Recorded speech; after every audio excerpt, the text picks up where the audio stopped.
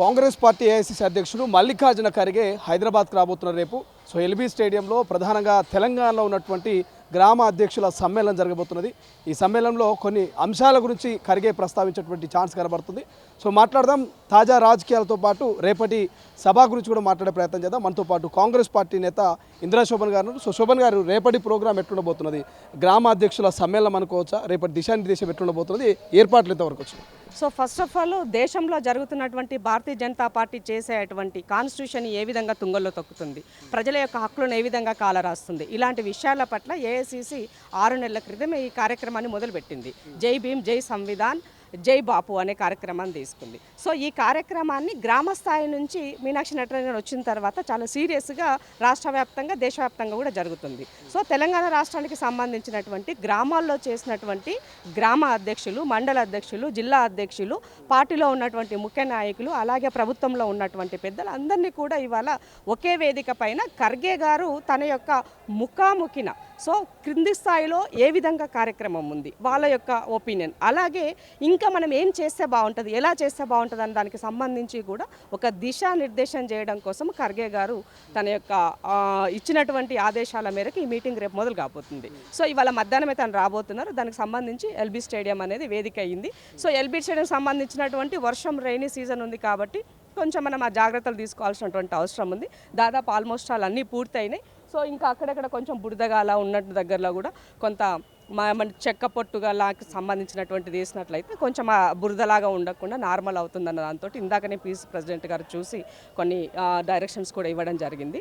So అల్టిమేట్గా first time దేశంలో ఏ party చేయనటువంటిది ఒక ప్రెసిడెంట్ స్థాయిలో ఉన్నటువంటి ఖర్గే గారు ఒక గ్రామాల్లో ఉన్నటువంటి ఒక అధ్యక్షునితో మాట్లాడడం అన్నది, అంటే మార్పు ఎప్పుడూ కూడా గ్రామాల్లో నుంచి జరగాలని కాంగ్రెస్ పార్టీ కోరుకుంటుంది. ఆ మార్పు అనే దానికి నాంది పడ్డ తర్వాత ఇంకా ఏం చెయ్యాలి అనే దానికోసం, ఎందుకంటే ఈ కార్యక్రమం దేశవ్యాప్తంగా రాహుల్ గాంధీ గారు జోడో యాత్ర మొదలుపెట్టిన తర్వాత దేశంలో ఉన్నటువంటి కింది వర్గాల యొక్క వివిధ స్థితిగతులను గమనించిన తర్వాత సామాజికంగా, ఆర్థికంగా, రాజకీయంగా వాళ్ళని ఏ విధంగా మనం డెవలప్ చేయాలి, ప్రజల్ని ఏ విధంగా ఏకోన్ముఖం వైపు మనం నడిపించాలి అనే దానికోసము రాహుల్ గాంధీ గారు చేసినటువంటి దానికి ఖర్గే గారు ప్రెసిడెంట్గా దీనికి ఒక కార్యానికి ఒక రూపం దాల్చారు. సో దాని ఫలితంగానే రేపు ఇంకింత బెటర్మెంట్గా ఈ దేశం యొక్క హక్కులను కాపాడడం కోసం కాంగ్రెస్ పార్టీ ముందుకు వెళ్ళడానికి ఇది సరైన వేదికగా చెప్పాల్సిన ఎట్లా చూస్తారు? కల్వకుంట్ల కవిత గారి వాళ్ళ ఒక పోస్టర్ ఆవిష్కరణ చేసినట్టున్నారు రైలు రోకోకు సంబంధించి. అందులో భాగంగానే ఖర్గే గారికి ఒక లేఖ రాశారు, 42% రిజర్వేషన్ అమలు పరచాలంటూ. ఎట్లా చూస్తారు ఖర్గే గారికి రాసిన లేఖను చూస్తే? ఏమంటారు? ఫస్ట్ ఆఫ్ ఆల్ కవిత గారికి రాసే అర్హత ఉందా లేదా అన్నది ఆమె ఆత్మపరిశీలన చేసుకోవాలి. ఎందుకంటే మీరు అధికారంలో 10 సంవత్సరంలో ఉన్ననాడు బీసీలను పూర్తిగా తుంగలో తొక్కింది మీరు. ఆనాడు సర్పంచ్లకి కోర్టులో కేసు ఉండగానే దాన్ని కూడా బేఖాతరు చేస్తూ రాత్రికి రాత్రే నోటిఫికేషన్ ఇచ్చి మీరు మా యొక్క హక్కులను 22%కి కుదించారు. సో మరి ఇప్పుడు ఉమ్మడి ఆంధ్రప్రదేశ్లో 33% చేసిన కాంగ్రెస్ బెటరా, లేదు నా తెలంగాణ సిద్ధించిన తర్వాత నా హక్కులను 22% తగ్గించిన మీరు గొప్పనా చెప్పాల్సిన అవసరం ఉంది.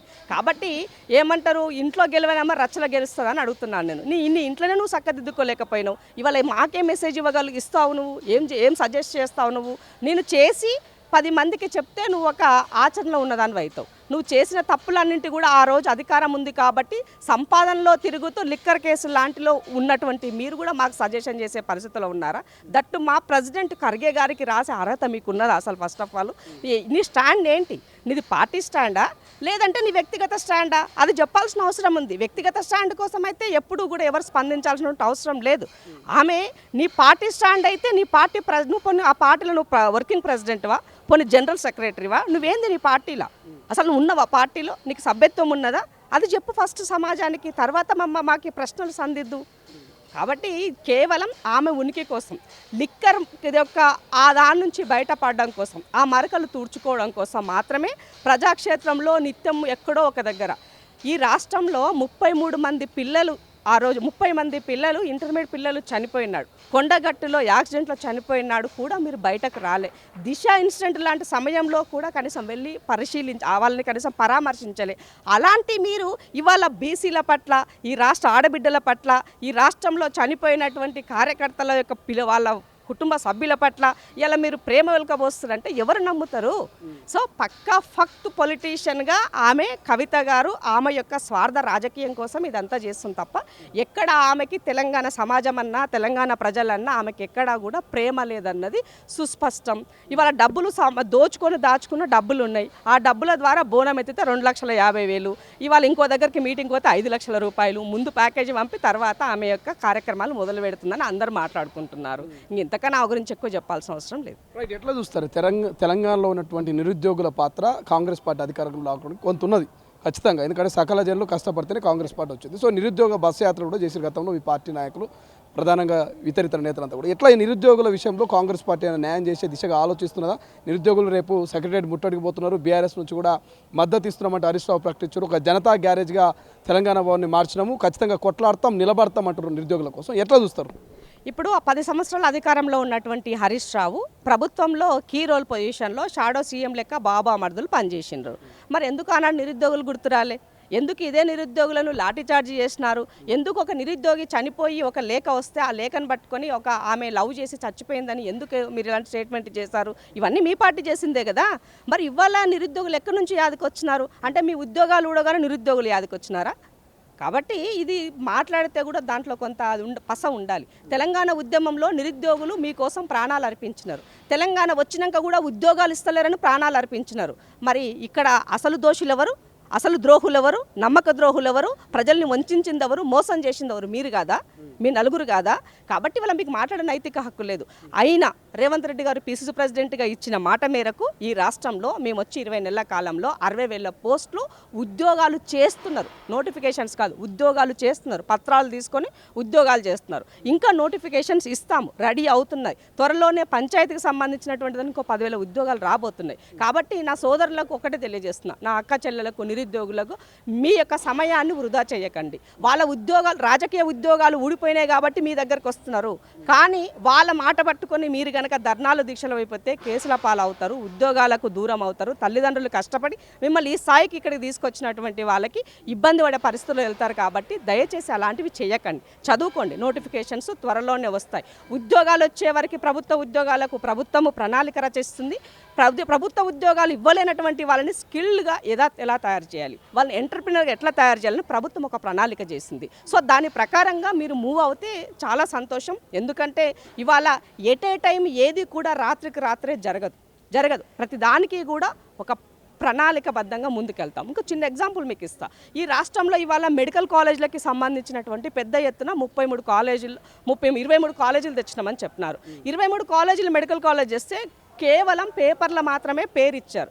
దానికి ఇన్ఫ్రాస్ట్రక్చర్ లేదు, ఫ్యాకల్టీ లేదు. ఒక మెడికల్ కాలేజ్ రన్ అవ్వాలంటే minimum assistant professors, associate professors ఉండాలి. సో వీళ్ళు ఒక ప్రొఫెసర్ రావాలంటే అసిస్టెంట్ ప్రొఫెసర్స్ నుంచి ప్రొఫెసర్గా తయారు కావాలంటే ముందు 9 సంవత్సరాలు ఉండే. కొత్త జీవో ద్వారా వాళ్ళు ఇచ్చినటువంటి నామ్స్ ప్రకారంగా 7 సంవత్సరాలకు కుదించారు. అంటే ఇప్పుడు ఒక అసిస్టెంట్ ప్రొఫెసర్గా రావడానికి 7 సంవత్సరాలు పనిచేసి ఉండాలి. సో మరి ఎక్కడి నుంచి తయారు చేస్తాం? ఇది కాలంతో ఉన్నటువంటిది కదా. ఒక ప్రణాళిక 10 సంవత్సరాలు నువ్వు అధికారంలో ఉండి 10 సంవత్సరాల్లో నీకు ఈ ఆలోచన ఉండుంటే ముందుగానే నువ్వు తీసుకొని అసిస్టెంట్ ప్రొఫెసర్ రిక్రూట్ చేసేవాడి. అప్పుడు ఆటోమేటిక్గా ప్రొఫెసర్స్గా వాళ్ళు కన్వర్ట్ అయ్యేవాళ్ళు. సో అప్పుడు మనకి సమస్య ఉండేది కాదు. వీళ్ళని మనం తయారు చేయలేం. అది కాలంతో జరిగేటువంటి ఇష్యూ కదా. కాబట్టి ఒక ప్రణాళిక లేనటువంటి, ఒక విజన్ లేనటువంటి మీ నిర్ణయాల ద్వారా ఇవాళ తెలంగాణ రాష్ట్రము ఇబ్బంది పడే పరిస్థితికి వచ్చింది. అది ఆర్థికంగా అయ్యుండొచ్చు, ఉద్యోగపరంగా అయ్యుండొచ్చు, విధానాల పరంగా అయ్యుండొచ్చు. ఏ విషయంలో తీసుకున్నా, నీళ్ళ విషయంలో తీసుకున్నా, నిధుల విషయంలో తీసుకున్నా, మీ యొక్క అత్యాశని, మీ యొక్క స్వార్థంతో మీరు చేసిన నిర్ణయాలే ఇవాళ తెలంగాణ రాష్ట్ర ప్రజలకి గుదిబండగా మారినాయి. కానీ తెలంగాణ నిరుద్యోగులు సూటి ప్రశ్న ఇస్తున్నారు. అదే ప్రశ్న నేను మిమ్మల్ని అడుగుతున్నాను. మీరు కాంగ్రెస్ పార్టీలో కంటే ముందు వేరే పార్టీలో ఉన్నప్పుడు నిరుద్యోగుల కోసం ఫైట్ చేశారు సీరియస్గా. సో వాళ్ళు ఏమంటున్నారు? మీరు అన్నటువంటి జాబ్ క్యాలెండర్ ఎక్కడ పోయింది? 2 నెలలకు దగ్గర వస్తున్నది. మీరు అన్నటువంటి ఏడాదికి 2 లక్షలు ఎక్కడ పోయింది? ఇది మేమన్నది గారు మీరు ఇచ్చిన హామీలని వాళ్ళు ఒక సూటి ప్రశ్న అడుగుతున్నారు. జాబ్ క్యాలెండరు దీనికి మొదటిదాకా ఎస్సీ వర్గీకరణ అడ్డా అని చెప్పేసి కొన్ని సాకులు చెప్పారు. బట్ ఇప్పుడు ఎందుకు ఆలస్యం అవుతుంది జాబ్ క్యాలెండర్ అనేది ఒక చర్చ. ఏం చెప్తారు? తప్పకుండా వాళ్ళు అడిగిన ప్రశ్నలో న్యాయబద్ధమైనటువంటి ప్రశ్న. ఎందుకంటే మేము అధికారంలోకి రాకముందుకు ఇచ్చినటువంటి స్టేట్మెంటు, మేము ఏ ప్లాట్ఫామ్లో ఉన్నా కూడా నిరుద్యోగుల కోసం పనిచేసినటువంటి వ్యక్తిని. కాబట్టి ఇవాళ ఒక కార్యక్రమాన్ని మొదలుపెట్టినప్పుడు పర్ ఇయర్ 2 lakhs జాబ్స్ అన్నప్పుడు అది ప్రైవేట్ అయి ఉండొచ్చు, గవర్నమెంట్ అయి ఉండొచ్చు. సో ఒక ఓవరాల్గా తీసుకుంటే గవర్నమెంట్లో ఎన్ని లక్షల ఉద్యోగాలు ఉంటాయి ఆలోచన చేయండి. అది ఆ విషయం వాళ్ళకి తెలియదా? 1 లక్ష 2 లక్షలు పర్ ఇయర్ వాళ్ళు ప్రభుత్వం వాళ్ళు ఒక మేనిఫెస్టోలో పెడితే, సో మనం కూడా దాన్ని ఆలోచించుకోవాలి కదా. అది ఎంతవరకు పాసిబిలిటీ, ఎంతవరకు వయబిలిటీగా ఉంటుంది. 5 సంవత్సరాలు అంటే 12 లక్షలు 10 లక్షల ఉద్యోగాలు మనము రిక్రూట్ చేస్తామా? ఉందా? అంత సంఖ్య మన దగ్గర ఉందా? లేదు కదా. అంటే దాని మీనింగ్ దట్ మీన్స్ అక్కడ చెప్పిన దాని ప్రకారంగా ప్రైవేట్గానైనా గవర్నమెంట్ పరంగానైనా 2 రకాల ఉద్యోగ కల్పన చేసే పనిగా మేము చేస్తామని చెప్పారు. ఇవాళ ఎన్నో ఇండస్ట్రీస్ వచ్చినాయి మన దగ్గరికి. దాదాపుగా ఒక 4 లక్షల చిలుకు ఇండస్ట్రీస్ని మనం ఈ రాష్ట్రానికి తీసుకురాగలిగినాం, పెట్టుబడులు తెచ్చుకోగలిగినాం. సో వీటిని 1 by 1 జరుగుతుంది. మీ యొక్క నష్టాన్ని నివారిస్తూ మెల్లమెల్లగా గ్రాడ్యువల్లీ వీటిని ఇంప్రూవ్ చేస్తూ ముందుకెళ్తున్నాం. మీరు సహకరించాల్సిన అవసరం ఉన్నది. ఎందుకంటే అంత బాగుంటే ఏదైనా రాత్రి చేయొచ్చు, 24 గంటల్లో చేయొచ్చు. ఏది బాగలేనప్పుడు కొత్తగా ఇల్లు కట్టినప్పుడు ఇప్పుడు ఈ సంసారం అంతా కొత్తగా ఇల్లు కట్టినట్టే ఉంది. దీన్ని సరి చేసుకున్న పనిలో మనం ఉన్నాం. కాబట్టి నా అన్నదమ్ములకు కూడా కొంత పేషెన్స్తో వహించండి. ఈ ప్రభుత్వం కాంగ్రెస్ అప్పుడైనా ఇప్పుడైనా ఎప్పుడైనా ఒక మాట ఇస్తే నిలబెట్టుకున్న ప్రయత్నం చేస్తుంది. నిలబెట్టుకోలేకపోతే మేము ఎందుకు నిలబెట్టుకోలేకపోతున్నాం కూడా చెప్పేటువంటి దమ్ము మా దగ్గర ఉన్నది. కాబట్టి ఒకటే గుర్తు చేస్తున్నాను, ఇవాళ రాజకీయ ఉద్యోగాలు ఊడిపోయిన వాళ్ళ ట్రాప్లో పడకుండా మీరు నియబద్ధతతోటి ధైర్యంగా మీ యొక్క పనిని మీరు చెయ్యండి, చదవండి. డెఫినెట్గా ఉద్యోగాలు సార్. మొన్న బస్ యాత్రలో చేసినటువంటి తమ్ముళ్ళు నా దగ్గరకు వచ్చారు. వస్తే నేను సీతక్కతో మాట్లాడి, అక్క వీళ్ళని మనం ఎక్కడో ఒక దగ్గర అకామిడేట్ చేయాలి అంటే, అక్క ఇమీడియట్గా సెర్ఫ్ వాళ్ళతో మాట్లాడి ఆ పిల్లలకి జాబ్స్ ఇప్పించింది. అంటే మనము అది ఎవరు ఎక్కడో వెతుక్కుంటూ వెళ్ళరు. మనం అప్రోచ్ అయినప్పుడు డెఫినెట్గా ఆ అప్రోచింగ్లో మనకి ఎక్కడో ఒక దగ్గర న్యాయం జరుగుతుంది. కాబట్టి మీ యొక్క సమయాన్ని వృధా చేయకుండా, తల్లిదండ్రుల ఆశలను వమ్ము చేయకుండా ఇవాళ ఈ ప్రభుత్వం యొక్క దానిలో భాగస్వామ్యం అవుతూ ముందుకెళ్ళాలని కోరుతున్నాను. Thank you so much. ఇది మొత్తం మీద కల్వకుంట్ల కవిత ఖర్గేకి లేఖ రాసే అర్హత లేదంటూ ఆమె చెప్తున్నటువంటి పరిస్థితి ఇంద్రశోభన్ గారు. ఎందుకంటే కల్వకుంట్ల కవిత గతంలో మరి ఎందుకు ఈ అంశాల మీద ఆమె కొట్లాడలేదు? గతంలో ఆడబిడ్డలకు అన్యాయం జరిగినప్పుడైనా, లేకపోతే ఆ పార్టీలో మరి బీసీలకు స్థానం ఇవ్వకపోయినటువంటి అంశం మీద అయినా, లేకపోతే ఏ అంశం మీద అయినా కల్వకుంట్ల కవిత ఎందుకు కొట్లాడలేదు? కేవలం లిక్కర్ మరకల్ని చెరిపేసుకోవడానికే కల్వకుంట్ల కవిత ఆడుతున్నటువంటి డ్రామా అని చెప్తూ, మరోవైపు నిరుద్యోగులు కేసులు ఇక పోలీస్ స్టేషన్ల చుట్టూ తిరగొద్దు, దయచేసి ప్రతిపక్షాల ట్రాప్లో పడొద్దు, చదువుకోండి, ఉద్యోగ నోటిఫికేషన్లు భవిష్యత్తులో రాబోతున్నాయంటూ మరి నిరుద్యోగులు కూడా సలహా సూచనలు ఇస్తున్నటువంటి పరిస్థితి. చూద్దాం ఏం జరగబోతుంది. రేపటి కార్యక్రమం అయినా, భవిష్యత్తు పొలిటికల్ వార్ అయినా ఏం జరగబోతుందో చూద్దాం. కెమెరా పర్సన్ అజయ్తో శ్రీశైలం, తొలి వెలుగు, ఎల్బీ స్టేడియం. అసలైన తొలి వెలుగు. ఫాలో వాట్సాప్ @తొలి వెలుగు official.